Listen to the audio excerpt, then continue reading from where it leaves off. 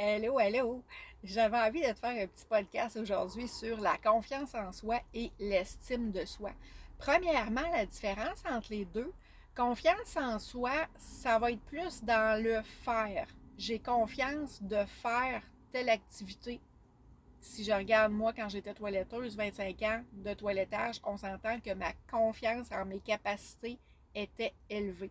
Versus l'estime de soi, qui est plus dans le être. C'est quoi la valeur que je me donne? Ça fait une méchante différence entre les deux. Exemple, toujours dans mon cas de toiletteuse, mon estime n'était pas très haute. Je me suis toujours appelée la petite toiletteuse de campagne. C'est quand j'ai fermé mon salon, les gens qui me rappelaient pour me dire les valeurs que j'avais, les compétences que j'avais, les qualités que j'avais, on m'a tout le temps dit que j'avais un don. C'est là que j'ai commencé à réaliser que, Caroline, il va falloir que je travaille mon estime de moi qui était loin d'être ce que je pensais. Je te donne des petits outils justement que j'ai appris dans les dernières années pour élever ça. Même si les deux ne sont pas reliés, on veut augmenter autant la confiance en soi que l'estime de soi. Et dans les premiers points que je peux t'emmener pour te donner une chance d'améliorer ça, ça va être d'arrêter de se comparer. On est-tu fort là-dessus de se comparer aux autres, puis de se dire que l'autre est bien meilleur, l'autre est ci, l'autre est ça? Écoute, tu fais juste te nuire dans ce temps-là parce que oui, peut-être que l'autre est meilleur que toi pour faire telle chose, mais dans d'autres circonstances, tu vas être meilleur que lui pour faire autre chose. Ça veut-tu dire que parce que tu es moins bon à faire telle chose que tu es une mauvaise personne? Pas pantoute. Donc, on arrête ça tout de suite. Se rabaisser. On est-tu bon là-dessus?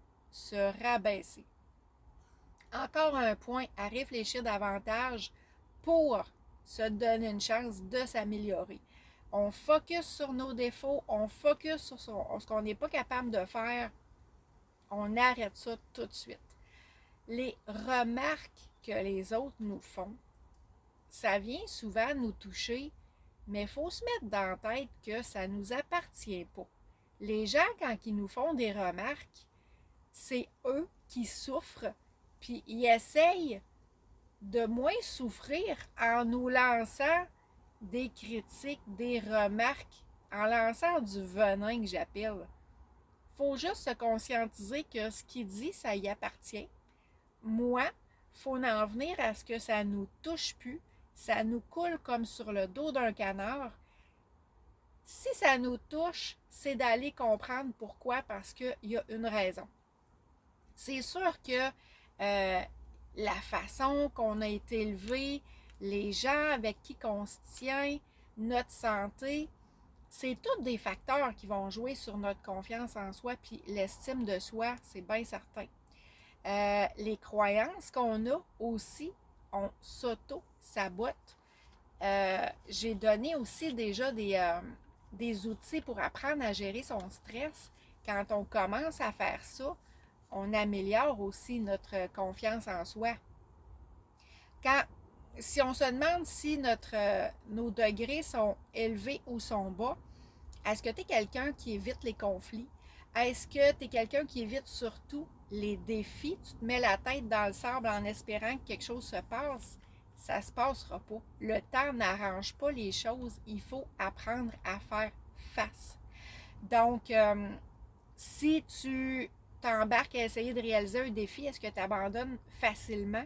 Ça, c'est un autre point où est-ce que tu peux dire, ah oui, j'ai vraiment matière à améliorer ma confiance en moi dans telle circonstance. Est-ce que tu gardes ta motivation longtemps quand tu t'embarques dans la réalisation de quelque chose?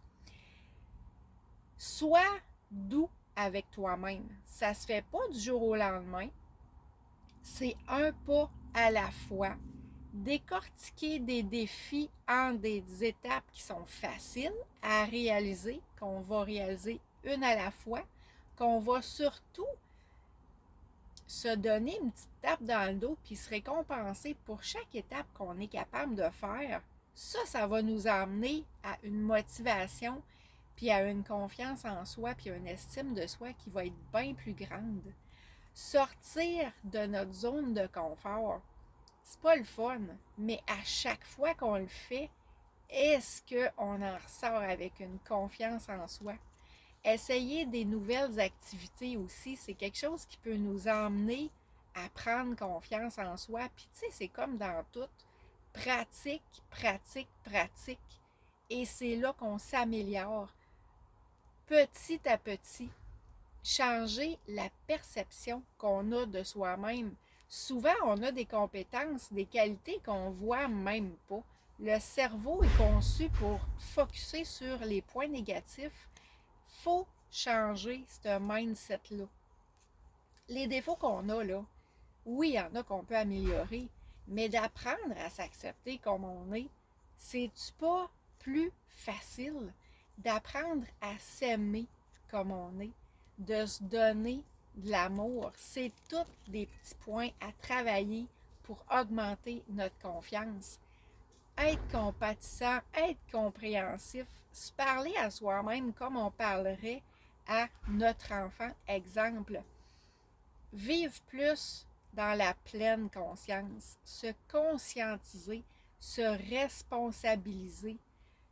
Ça va avoir des impacts autant pour nous personnels, dans notre entourage, notre santé, même à ça, avec des petits outils aussi d'écriture, de visualisation.